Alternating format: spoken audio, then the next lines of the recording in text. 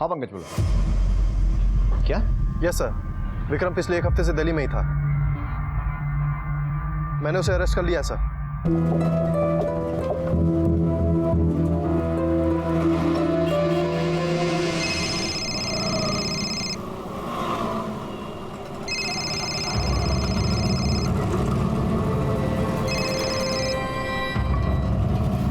अनिकेत मुझे अभी भी ऑफिस के बाहर छोड़ के गए हैं।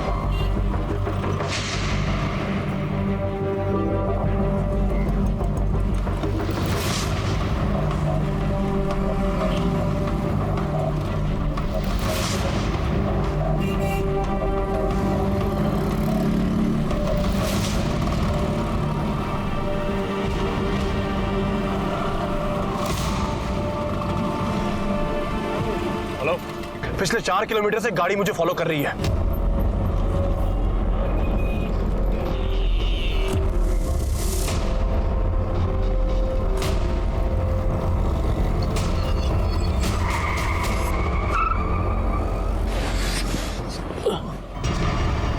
निकित,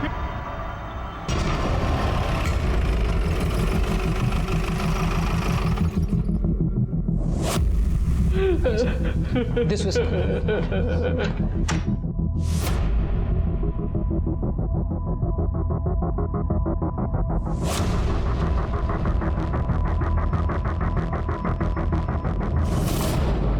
सर, विक्टिम को जब यहाँ लाया गया था वो ऑलरेडी डेड था।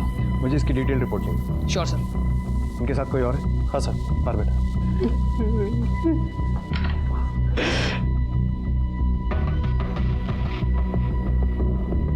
मैं इंस्पेक्टर राजन मलिक। आप इनके साथ थे? जी सर, मैं और अनिकेत दिल्ली जा रहे थे। आपका नाम? सपन मुखर्जी। सर, अनिकेत मेरा बेस्ट फ्रेंड था। आप दोनों दिल्ली क्यों जा रहे थे? सर, मैं और अनिकेत एक नया बिजनेस स्टार्ट करने वाले थे, उसी के लिए ऑफिस स्पेस देखने जा रहे थे। सर, मैंने अनिकेत और उसकी वाइफ अमृता ने अभी लंच किया। उसके बाद हमने अमृता को ऑफिस ड्रॉप किया सर। अनिकेत! कहाँ है अनिकेत? नमन बोलो ना, अनिकेत को क्या हुआ? बोलो, क्या है वो? अनिकेत! नमन! अनिकेत! ये अनिकेत की वाइफ है? जी सर। अनिकेत! अनिकेत! उठिए ना! अनिकेत उठिए ना! क्या हो गया आपको? नमन क्या हुआ इनको? अनिकेत! अनिकेत!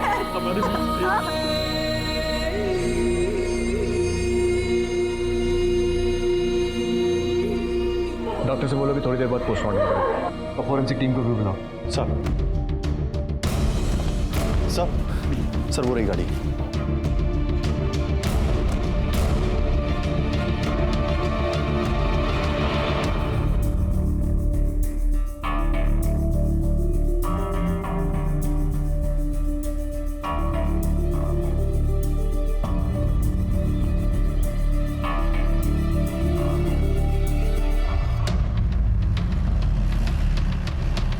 रोको।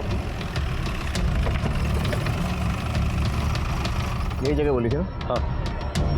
देखो चारों तरफ कुछ मिलता है तो।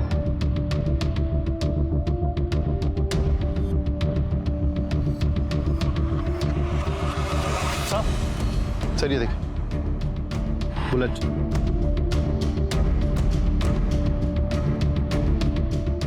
और सर ये देखिए,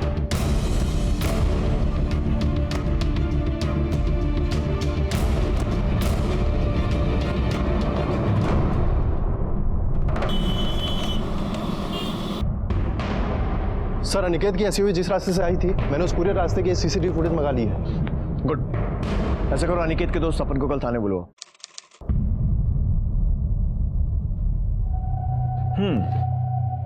तो मतलब कई किलोमीटर तक एक गाड़ी तुम लोगों का पीछा करती है, पर तुम्हें इस बारे में कुछ नहीं पता।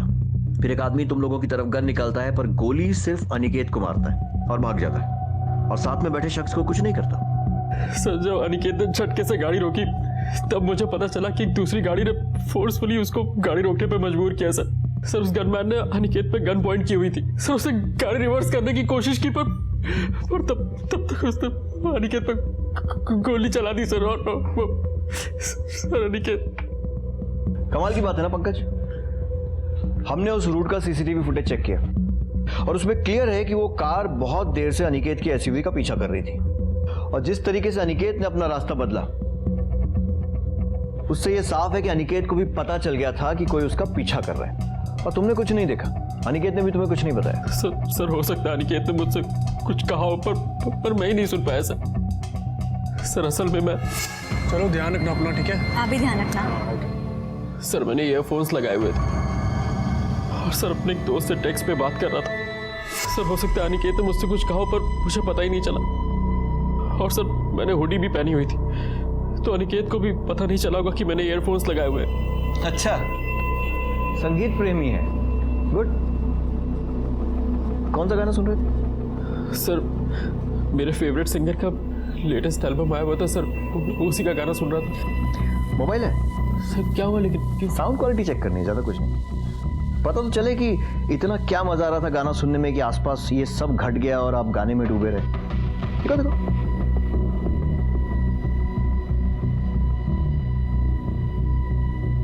सुना?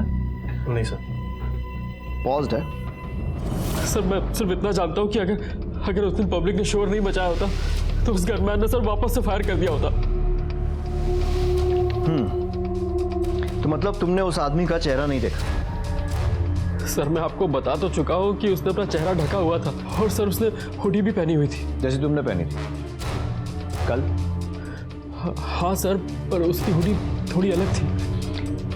मतलब तुमने ऐसा कुछ भी नोटिस नहीं किया जिससे हमें उस गनमैन को पकड़ने में मदद मिले? सर टैटू, सर उसके राइट हैंड पे एक टैटू बना हुआ था सर। कैसा टैटू? सर एक बड़ा सा टैटू था सर, यहाँ से लेके यहाँ तक सर, ग्रीन रंग का था, डिजाइन बनी हुई थी सर उसमें। हमारे स्केच आर्टिस्ट को बता के बनवा सकते हो? जी सर।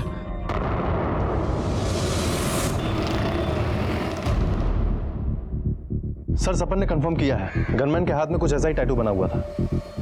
और वो जो व्हाइट अकॉर गाड़ी जिसका सीसीटीवी में रजिस्ट्रेशन नंबर मिला था, उसके मालिक से कुछ पता चला? नहीं सर, अभी तक तो कुछ पता नहीं चला है, लेकिन जल्दी हम उस तक पहुंच जाएंगे। अनिकेत की फैमिली हिस्ट्री? सर अनिकेत के फादर मेरठ के जाने माने और रईस प्रॉपर्टी डीलर हैं, और सर ये भी पता चला है कि अनिकेत के पेरेंट अनिकेत और अमृता की शादी से खुश नहीं थे। क्यों? उन दोनों की फैमिलियां बराबरी की नहीं थी? नहीं सर, ऐसा कुछ नहीं है। सर अमृता के फादर भी जाने माने कॉलेज के लेक्चरर हैं, पैसे वाले हैं, और सर उन्होंने तो काफ़ी किताबें भी लिखी हैं। जब दोनों फैमिलीज बराबर की थी तो फिर प्रॉब्लम क्या थी अमृता से? सर दरअसल अमृता का पहले किसी के साथ अफेयर था, तो अनिकेत के पेरेंट्स को लगता था कि शादी के बाद भी अमृता का अफेयर चालू है, इसीलिए। जेलस एक्स लवर का एंगल अब समझ में आ रही है ना story? Excuse me sir. Hello, क्या? ठीक है, हम अभी आ रहे हैं। सर अनिकेत की लाश को लेकर काफी बवाल हो रहा है। हम ले जाएंगे, छोड़िए मैंने कहा। चुप हो जाइए। मेरे बेटे की एक ही गलती थी कि इसने इस लड़के के साथ शादी की। अब मैं इसे हाथ भी लगाने नहीं दूंगी। ये क्या बकवास कर रही हैं आप? देखिए, अगर आपने अपना बेटा खोया है तो मेरी बेटी ने भी अपना पति खोया है। अनिकेत के ऊपर मेरी बेटी का भी उतना ही हक है, समझिए आप। छोड़िए मेरे को। क्या हो रहा है सब? आपको मेरे बेटे के मर्डर के लिए इन्वेस्टिगेशन करने की जरूरत नहीं है। मुझे मालूम है मेरे बेटे का मर्डर किसने किया है। गिरफ्तार कर लो इसे। इसी ने मेरे बेटे का मर्डर करवाया है, ये इस कमीने सपन के साथ मिलकर। नहीं सर, ये झूठ बोल रहे हैं। सच बात तो ये कि इन लोगों ने मुझे अपने घर की बहू माना ही नहीं। ये लोग मुझसे नफरत करते हैं क्योंकि इनके बेटे ने मुझसे शादी करी थी। अरे तुझ जैसी औरत के साथ नफरत नहीं करेंगे तो और क्या करेंगे? हमें सब पता है कि तूने कहाँ का और किधर किधर गुल खिलाए हैं। अपनी रंगरलियों के लिए तूने मेरे बेटे की जान ले ली है। देखिए, जुबान संभाल कर बात कीजिए संदीप। बस बहुत हुआ। पूरे हॉस्पिटल को मछली मार्केट बना के रखा हुआ है आप लोगों ने। जो मरा है वो आपका बेटा है, आपका दामाद, तुम्हारा पति। कम से कम उसकी तो इज्जत कर लो। अरे मैं कह रहा हूँ सर कि इसने ही मेरे बेटे को मारा है। इसका चक्कर चल रहा था। इन दोनों के अलावा किसी को नहीं पता था कि मेरा बेटा कहाँ जा रहा है। इन लोगों ने ही उन गुंडों को बताया होगा। देखिए मैम, किसी और को एक्सपर्ट कमेंट देना है? गुड। तो पूरी इज्जत के साथ अनिकेत का क्रियाकर्म कीजिए, और उसका कत्ल किसने किया है यह पता लगाने की जिम्मेदारी हम पर छोड़ दीजिए। बॉडी लेकर जाओ। जाइए आप लोग।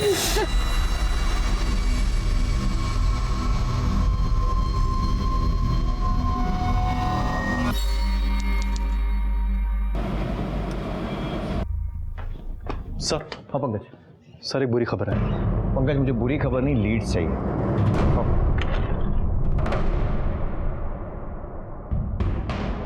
बोलो क्या बुरी खबर है? सर, जो कार अनिकेत के एसयूवी का पीछा कर रही थी उसका रजिस्ट्रेशन नंबर UP 14XX4400 फर्जी है सर। इस नंबर की कोई भी एक और कार रजिस्टर्ड नहीं है सर। वाकई में बुरी खबर है। ऐसा करो, इस नंबर के आसपास के जितने नंबर्स हैं उनकी पूरी सीरीज चेक करो और देखो उनमें से कोई वाइट अकॉर्ड का नंबर है। अंधेरे में तीर चलाने जैसा है, पर क्या पता निशाने पर लग जाए। मैं पता करता हूँ सर। सर वो अमृता ठाकुर है। अब ठीक है। हम सॉरी जिस तरह से आपके सास ससुर ने आप पर इल्जाम लगाया कि आपने सपन के साथ मिलकर अनिकेत का कत्ल करवाया, बड़ी गलत बात है। क्योंकि असल में आपने सपन के साथ नहीं बल्कि अपने बॉयफ्रेंड के साथ मिलकर अनिकेत का कत्ल करवाया। क्या? ये क्या बकवास कर रहे हैं आप मेरे ऊपर ऐसे बेसलेस एलिगेशन कैसे लगा सकते हैं? बेसलेस छी, मतलब आपका कोई बॉयफ्रेंड नहीं है? है नहीं सर। था, मेरा बॉयफ्रेंड था। अनिकेत से पहले मेरी लाइफ में कोई और भी था, पर सर शादी से पहले मेरा उसके साथ ब्रेकअप हो चुका था और अनिकेत से शादी करने के बाद मैं बहुत खुश थी। वो मुझसे बहुत प्यार करते थे और मैं भी उनसे बहुत प्यार करती थी। इनफैक्ट मैं अभी भी उनसे प्यार करती हूँ और वो कहीं नहीं गए। वो मेरे लिए जिंदा है, मेरे पास है। ये सब होने के 34 दिन पहले मेरी शादी हुई थी सर। मेरी किस्मत इतनी बुरी कैसे हो सकती है? और सर बॉयफ्रेंड जैसा तो कुछ भी नहीं है सर। सच में? अमृता जी, ये मेरे पास कुछ कागज हैं जिन्हें हम CDR कहते हैं, कॉल डिटेल रिकॉर्ड्स। इनके हिसाब से जब आप अनिकेत और सपन के साथ लंच पर गई थी तो उसके जस्ट पहले आपने एक नंबर पर बात की थी और जब उन दोनों ने आपको ऑफिस ड्रॉप किया उसके बाद फिर से आपने उसी नंबर पर कॉल करके बात की। अब सवाल यह है कि आपने किससे बात की होगी? मुझे लगता है कि आपका बॉयफ्रेंड ही होगा। देखिए, या तो आप बता दीजिए, नहीं तो हम तो पता लगा ही नहीं। हाँ सर, मैंने विक्रम से बात करी थी।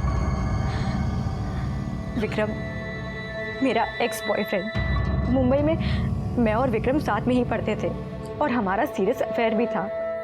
बट सर कुछ रीजंस की वजह से मेरा उसके साथ ब्रेकअप हो गया था और फिर मैं दिल्ली शिफ्ट हो गई थी। सर मैं मूव ऑन कर चुकी थी, पर विक्रम मुझे नहीं भूल पाया था। वो मुझे बार बार फोन करता था, यहाँ तक कि शादी के बाद भी। मैंने उसे बार बार समझाया कि मेरी शादी हो चुकी है, मुझे फोन मत करो, लेकिन उसने कहा कि वो अपनी जान दे देगा। और सर मैं डर गई थी, इसीलिए मैं उससे बात करती थी।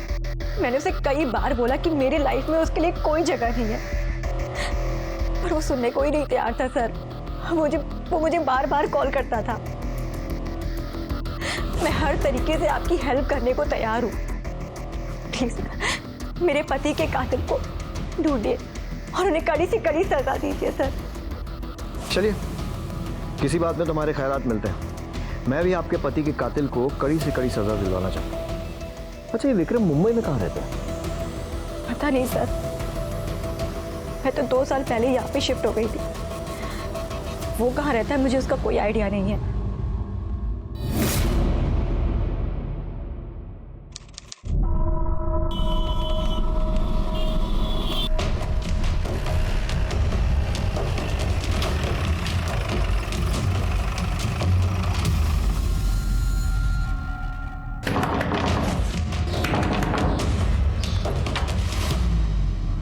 विक्रम जी।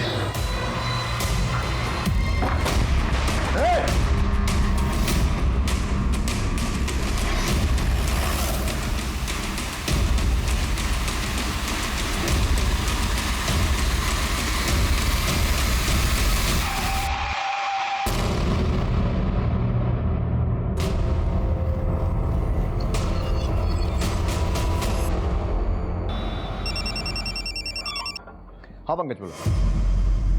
क्या? यस सर, विक्रम पिछले 1 हफ्ते से दिल्ली में ही था। मैंने उसे अरेस्ट कर लिया सर।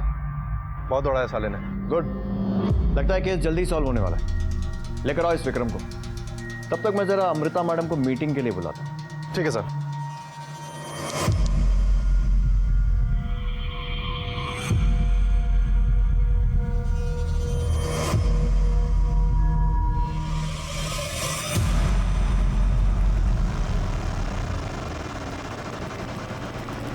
आइए। बहुत सारे सवाल पूछने हैं आपसे, और आपको तो पता ही होगा कि मैं आपसे क्या पूछने वाला हूं। अब मैं आपसे सवाल पूछूंगा, फिर आप इनकार करेंगी, फिर मुझे आपसे सख्ती करनी पड़ेगी, फिर आप डर जाएंगे और फिर सब कुछ बताएंगे। इसमें ना बहुत सारा टाइम वेस्ट होगा हम दोनों का। तो बेहतर है कि आप खुद ही मुझे सब कुछ बता दें। क्यों? बैठिए।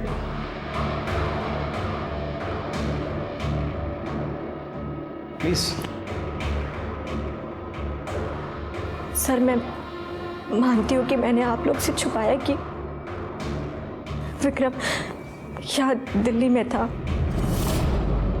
एक्चुअली सर, विक्रम मुझसे मिलने के लिए बहुत डेस्परेट था। मैंने उसको बहुत बार समझाया, पर इसने मुझे धमकी दिया कि अगर मैं इससे नहीं मिलूंगी तो ये मेरे पति अनिकेत को सब कुछ बता देगा कि ये मुझसे आज भी प्यार करता है। सर, इसी रीजन की वजह से मैंने इसको हाँ बोल दिया, और अब लंच पर मिलने वाले थे, पर लास्ट मोमेंट पे अनिकेत का फोन आया और उन्होंने बोला कि वो मुझे और सपन को लंच पर लेके जाना चाहते हैं। सर, मैंने विक्रम को मना कर दिया और हम लंच पर चले गए। और लंच से लौटने वक्त उन्होंने मुझे ऑफिस के बाहर ड्रॉप कर दिया और फिर विक्रम ने मुझे कॉल किया।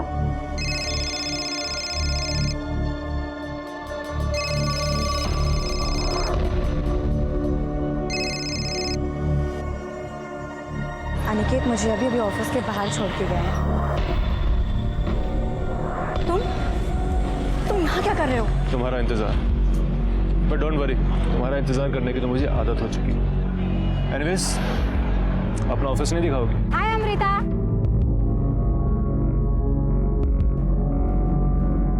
Meet my friend Vikram. Hi Vikram. Hi. Hi Vikram. Hello. मैं तो सोच रहा था कि मुंबई छोड़ के अमृता पता नहीं कहाँ काम कर रही है। कॉफी वॉफी नहीं पिलाओगे? ऑफ कोर्स यार, चलो चलो।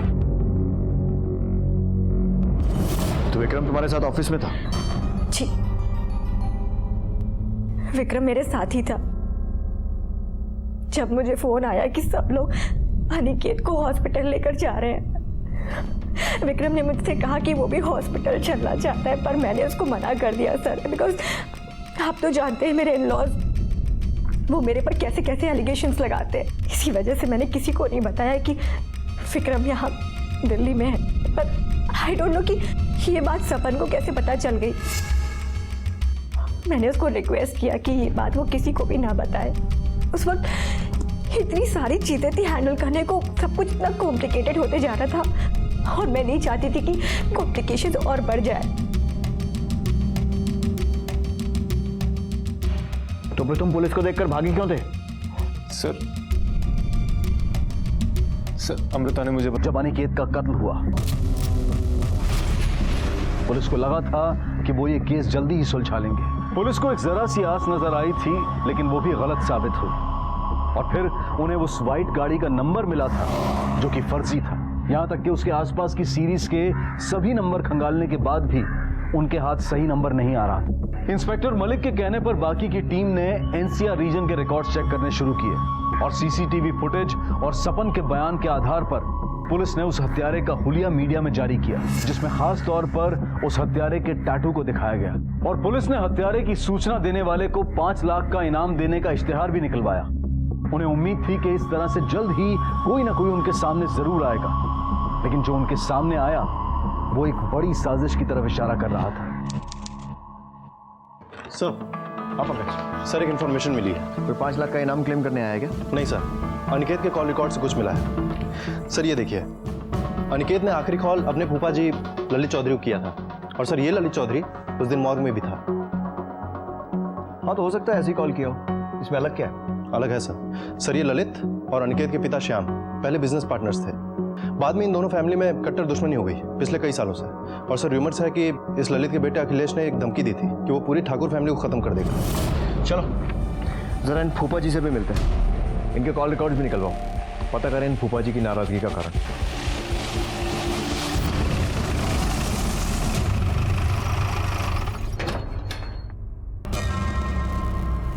अरे आप लोग यहाँ? बस वैसे ही अनिकेत के केस के सिलसिले में कुछ सवाल पूछने थे, रूटीन सवाल। तो चाय ठंडा लेंगे आप? जी नहीं, जवाब लेंगे सही वाले। तो ये बताइए, जब अनिकेत का मर्डर हुआ उसके जस्ट पहले उसने आपको कॉल किया था, है ना? अब इसमें छुपाने वाली की बात। हाँ भाई, फोन आया था उसका। क्या कहा था उसने? पिछले 4 किलोमीटर से एक गाड़ी मुझे फॉलो कर रही है। और वो खुद भी इस बात के लिए पूरी तरह से श्योर नहीं था। उस तरफ से फोन कट गया। मैंने भी बार बार फोन करने की ट्राई की पर फोन नहीं मिला। फिर एक मेरा क्लाइंट आ गया, मेरे भी दिमाग से निकल गया। मेरे को तब याद आया जब मेरे एक रिश्तेदार ने फोन करके बोला, भाई अनिकेत को गोली लग गई है।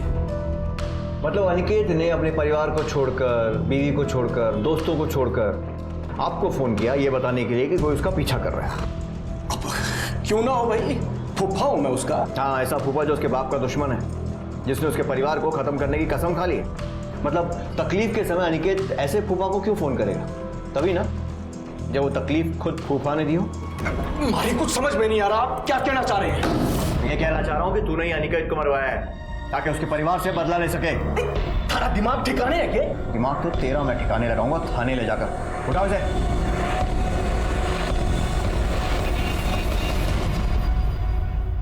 बहुत गलती कर रहे हैं। ये देख, ये नंबर जिस पर पिछले महीने तूने 2 बार बात की थी, किसका है? हजारों फोन करता हूं, अब किस किस को याद रखूंगा? मैं याद दिलाता हूं। बिरजू नाम है उसका, सुपारी लेता लोगों को मारने की। याद आया? हाँ, वो बिरजू को फोन किया था अनिकेत की सुपारी देने के लिए। अब क्या करता मैं? अनिकेत ने मेरे को धमकी दी थी कि पूरे परिवार को मार डालूंगा। मेरे को तो बड़ा गुस्सा आ रहा था, पागल हो गया था मैं। जैसे ही मारा गुस्सा शांत हुआ, मैंने मन बदल लिया। मन नहीं बदला है तो अपनी बात बदल रहा है। तू नहीं मरवाया ना अनिकेत को? नहीं सर, मैं सच कह रहा हूं। आप बिरजू को पूछ लो। अनिकेत को भी ऐसा ही गुस्सा आ रहा था, वो भी यही समझ रहा था कि मैंने गुंडे भेजे हैं। तभी तो गुस्से में उसने मेरे को फोन किया था। पिछले 4 किलोमीटर से एक गाड़ी मुझे फॉलो कर रही है। ये बकवास बंद कर अनिकेत, हैं? अरे मैं बोल रहा हूं ना, मैंने कोई आदमी ना भेजे हैं। मेरे पीछे गुंडे सिर्फ तू ही भेज सकता है, लेकिन एक बात याद रख, तुझे मारे बिना मैं मरूंगा नहीं, समझा? तू अपने इन पचड़ों में ना मारे को मत डाल। और वैसे भी तूने और तारे बाप ने जो है बड़े लोगों का उल्लू काटा है, उनमें से ही कोई होगा। अब तुझे तो मैं बाद में देखता हूं। उसके बाद अनिकेत का कोई फोन नहीं आया। जब तक हमारी इंक्वायरी पूरी नहीं हो जाती ना, शहर छोड़कर मत जाइयो। सर हमने काफी नंबर से मैच कराया, लेकिन एक कार का नंबर ऐसा मिला जो उस नंबर से काफी करीब है। और सर इस व्हाइट एक्वायर कार का नंबर है UP 14XX 4300, ना कि 4400। हो सकता है उन लोगों ने 300 का 400 कर दिया। Yes sir. और सर ये कार गाजियाबाद के रहने वाले किसी महेश त्रिपाठी के नाम पे रजिस्टर्ड है। महेश त्रिपाठी?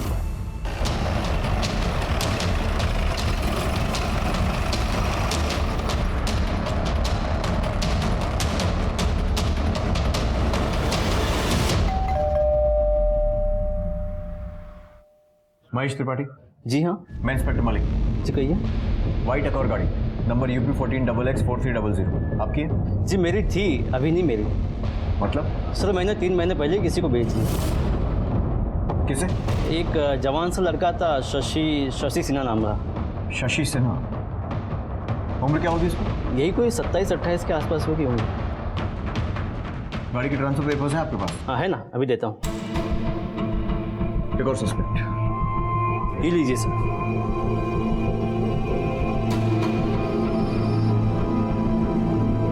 ये क्या है?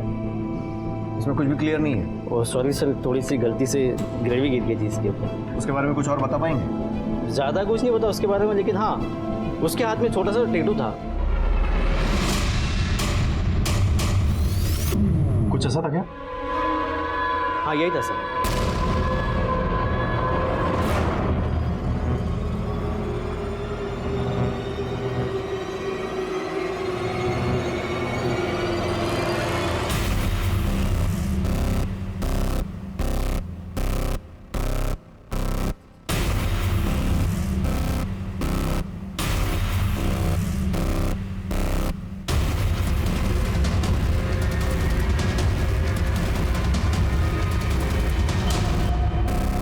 मैंने बोला था ना तेरे को। अरे हाँ यार, मुझे लगा था यहाँ कोई नहीं रहता है। एक हफ्ते से है यहाँ, बाहर भी बहुत कम निकलता है।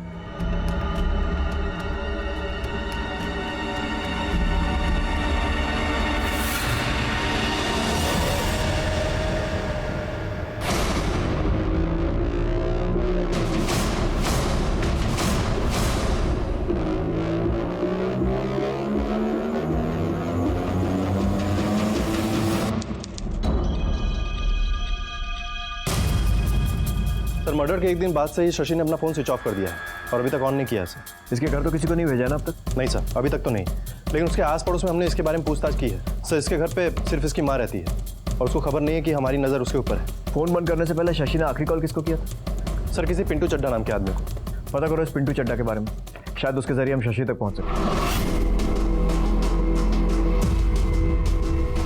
अब पूरी भाजी कितने की थी? पूरी भाजी 40 रुपए की।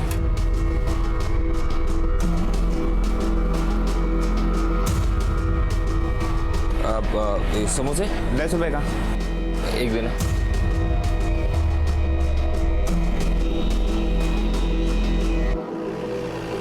अरे सुनो, ये मकान नंबर 248/7 किधर है? इधर चलो।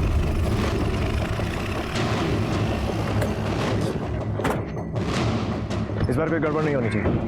ये पिंटू चड्ढा मुझे हर हालत में चाहिए। हो सकता है यही हमें शशि तक पहुंचाए। घर के पीछे वाले रास्ते पर भी नजर रखो, कहीं भागने की कोशिश न करें। सब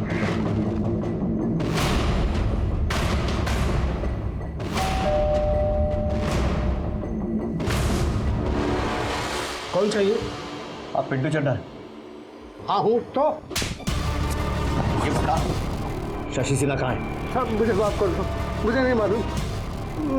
मैं पिंटू चड्ढा नहीं हूँ। झूठ बोलता है, लेकिन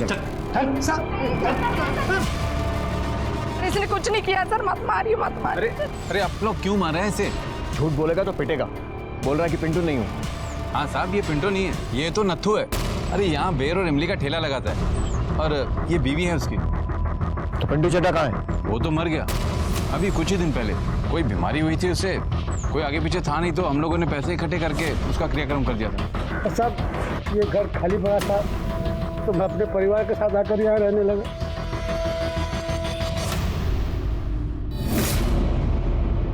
पुलिस को लगा था कि वो पिंटू के जरिए शशि सिन्हा तक पहुंच जाएंगे, लेकिन पिंटू की मौत के साथ वो उस आखिरी कड़ी को भी खो चुके थे। इस केस के दौरान पुलिस के सामने पहलू तो कई आए थे, लेकिन सभी गलत साबित हुए। लेकिन पुलिस शशि सिन्हा तक पहुंचने में कोई गलती नहीं करना चाहती थी, इसलिए इंस्पेक्टर मलिक ने मृत पिंटू चड्ढा के बारे में और पता करना शुरू किया। उन्हें पक्का यकीन था कि पिंटू चड्ढा के तार कहीं ना कहीं शशि से जरूर जुड़े थे। और वहीं दूसरी तरफ पुलिस 24 घंटे शशि की मां पर नजर रखे हुए थी।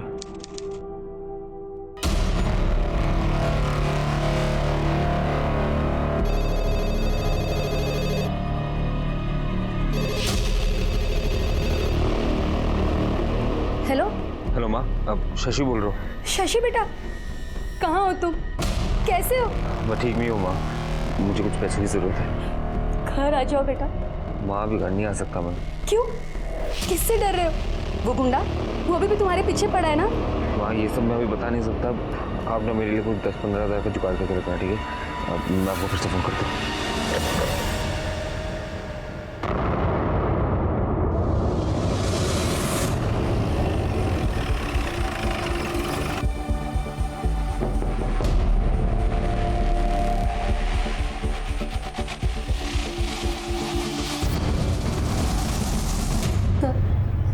हमारा शशि जब बहुत छोटा था ना, तभी उसके पापा गुजर गए थे। उसके बाद भी वो बहुत मेहनत करता था, पढ़ाई में बहुत होशियार था। 12वीं में तो उसको 95% आए थे और 2014 में उसने BE करके सिविल इंजीनियर बना। पर सर उसे नौकरी नहीं करनी थी, उसे बहुत कम समय में बहुत सारा पैसा कमाना था, इसलिए रियल एस्टेट एजेंट बना वो।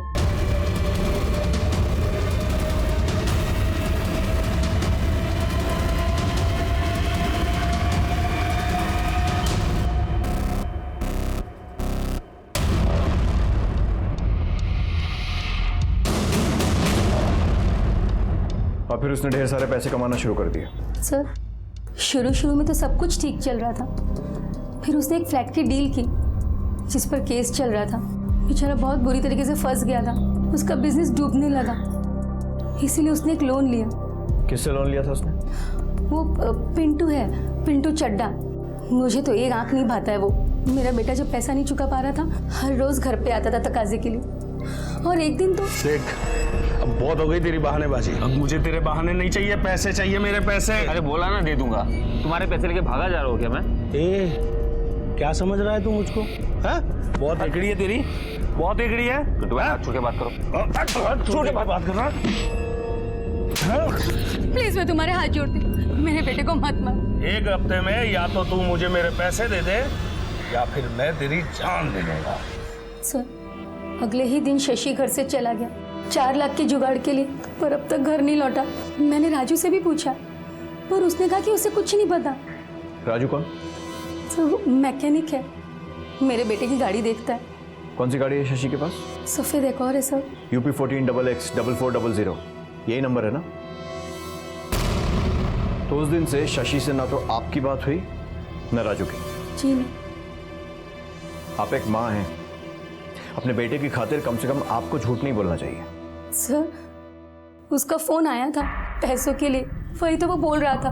मैंने उससे पूछा भी कि क्या वो गुंडा उसका पीछा कर रहा है, उसे परेशान कर रहा है, लेकिन उसने मुझसे कुछ भी नहीं कहा। सर प्लीज मेरे बेटे को बचा लीजिए। देखिए फिलहाल हम लोग जा रहे हैं, लेकिन हमारा एक आदमी 24 घंटे आपके घर पर नजर रखेगा। आपकी फोन कॉल भी रिकॉर्ड होंगी और मुझे पूरी उम्मीद है कि आप अपने बेटे को ये नहीं बताएंगी कि पुलिस को उसकी तलाश है, क्योंकि अगर आपने ऐसा किया तो आप और आपका बेटा दोनों बहुत बड़ी मुसीबत में। धर्मपाल शर्मा यानी कि धर्म के काफी करीब आ गया था और जेल से निकलने के बाद भी पिंटू अक्सर फोन पर धर्म से बातें किया करता था। अब पुलिस ये शक कर रही थी कि हो सकता है कि धर्म, पिंटू और शशि मिले हुए हों और ये कोई गैंग है जिन्होंने ये हत्या सुपारी के लिए की हो। इसलिए पुलिस ने धर्म को ढूंढना शुरू किया ताकि वो धर्म के जरिए शशि तक पहुंच सके।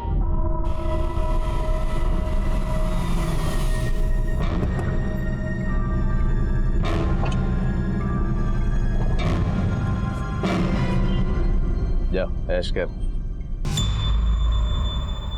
क्या बात है धर्मपाजी, आप तो सच में धर्मात्मा बन गए। 100 का नोट दे दिए। अरे हम तो पैदाइशी धर्मात्मा है।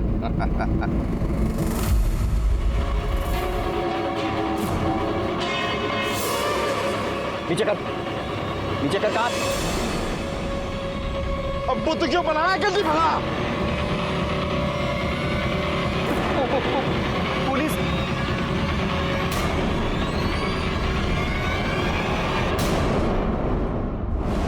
भाई, लोग लाख बातें बना लें, ठुल्ला मामू बोल लें, पर पुलिस ना मुजरिमों तक पहुंच ही जाती है।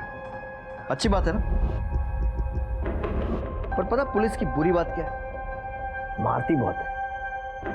और हमारे पंकज को तो खास मजा आता है मुजरिमों को मारने में। तो मार खाने से बच जा और अनिकेत के मर्डर के बारे में सब कुछ सच सच बता दे।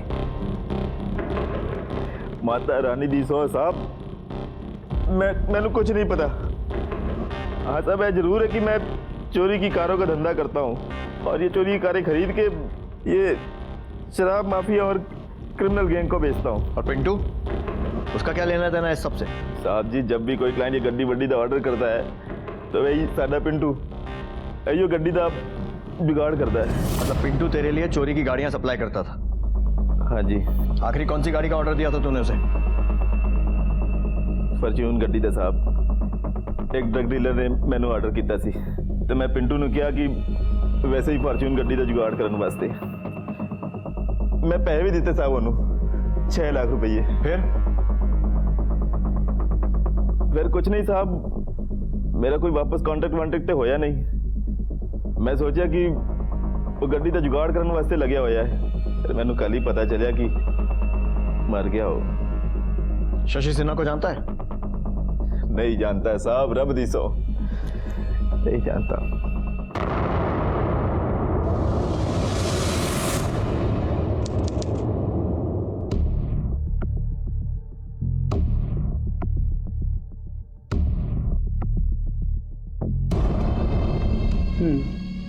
ठीक है, हम इसे निकाल सकते हैं। कितने लगेंगे? तकरीबन 2 लाख।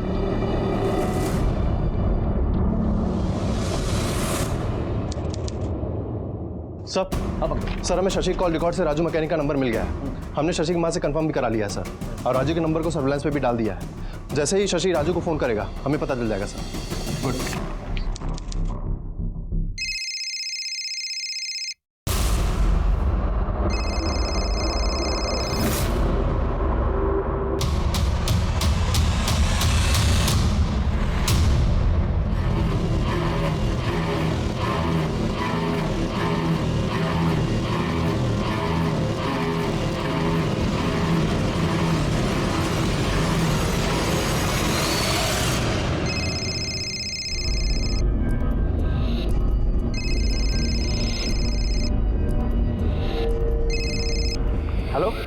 हेलो राजू, शशि बोल रहा हूँ। शशि, अरे कैसा है तू?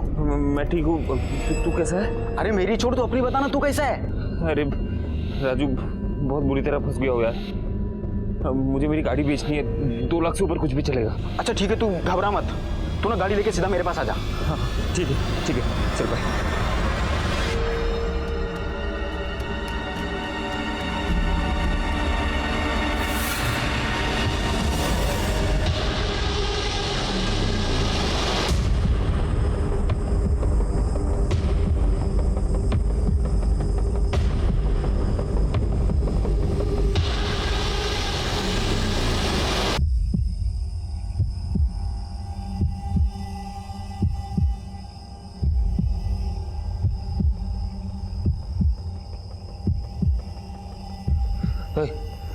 राजू का है? वह शशि, राजू को बुलाओ यार। क्या काम है? अरे मिलना है उससे। पहले हमसे तो मिल लो।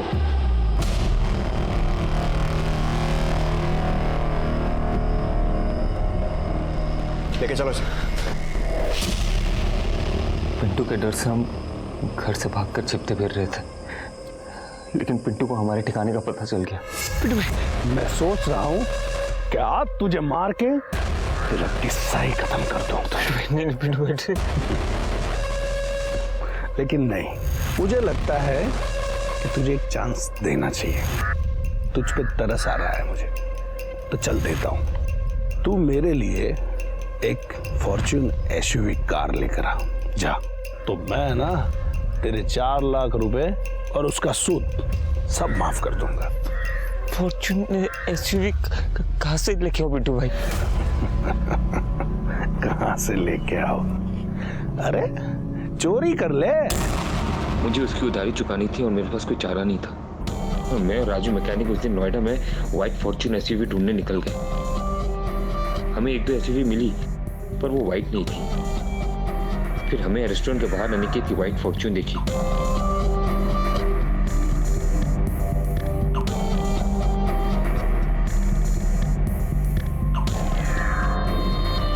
ये देख, एकदम नया माल है। हाँ ये चलेगा यार।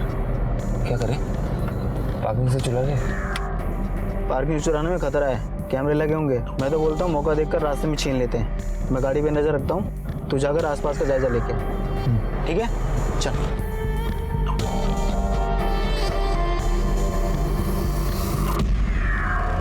तो तू सही मौके की तलाश में बैठा था कि उसे मार कर एसयूवी चुरा ले? नहीं सर, हम उसे मारना नहीं चाहते थे सर। हम तो बस अपनी जान बचाने के लिए वो गाड़ी चुराना चाहते थे, ताकि हमारी लोन माफ हो जाए। हमारा बैड लक भी देखिए ना सर, हमें अब जाके पता चला कि पिंटू मर चुका है। यही बात हमें पहले पता चल चुका होता तो पिंटू का डर हमारे सर पे नहीं होता। लेकर जाओ। पुलिस के हाथ अनिकेत का असली कातिल लग चुका था। शशि को अपने किए हुए अपराध की सजा जरूर मिलेगी, लेकिन कुछ सवाल ऐसे हैं जो शायद कभी खत्म नहीं होंगे। आखिर वो ऐसी कौन सी चीज है जिसे पाने के लिए इंसान ना सिर्फ अपने भविष्य को दांव पर लगा देता है, बल्कि किसी मासूम की जिंदगी से खेलने से भी बाज नहीं आता। क्यों एक सुनहरे सपने के लालच में जानबूझकर इंसान अपराध की अंधेरी सुरंग में खोता चला जाता है? ऐसी महत्वाकांक्षा का क्या फायदा कि इंसान अपराध के दलदल में धंसता चला जाए। शशि सिन्हा एक इंजीनियर था। वो अगर चाहता तो बिजनेस के फेलियर के बाद भी एक अच्छी नौकरी करके अपना जीवन ठीक तरह से बिता सकता था। वो पिंटू का कर्जा भी उतार सकता था, लेकिन ये सब छोड़कर उसने एक ऐसा रास्ता अपनाया जो उसे अपराध की दुनिया तक ले गया। परिणाम की चिंता किए बिना शशि ने छलांग लगा दी और फिर मुंह के बल जा गिरा। उसकी एक गलती ने न सिर्फ उसकी जिंदगी बर्बाद कर दी, बल्कि कई और जिंदगी भी उजड़ गई। अमृता और अनिकेत के सारे सपने टूट गए। उनकी गलती बस इतनी सी थी कि शायद अनिकेत गलत वक्त पर गलत जगह पर था, या फिर गलत वक्त में वो सफेद गाड़ी गलत जगह पर थी। आसमान को छूने के सपने देखने में कोई बुराई नहीं है, लेकिन नींद से जागने के बाद इंसान अपने कदम जमीन पर ही रखता है, और जमीन को मजबूत बनाए बगैर आसमान में उड़ान नहीं भरी जा सकती। इसी विचार के साथ अब मैं अनूप सोनी आपसे विदा लेता हूं। फिर मुलाकात होगी अगले एपिसोड में एक और चौंका देने वाले केस के साथ। तब तक अपना और अपने परिवार का ख्याल रखें और देखते रहें क्राइम पेट्रोल सिटी क्राइम। सबक एक को सीख हम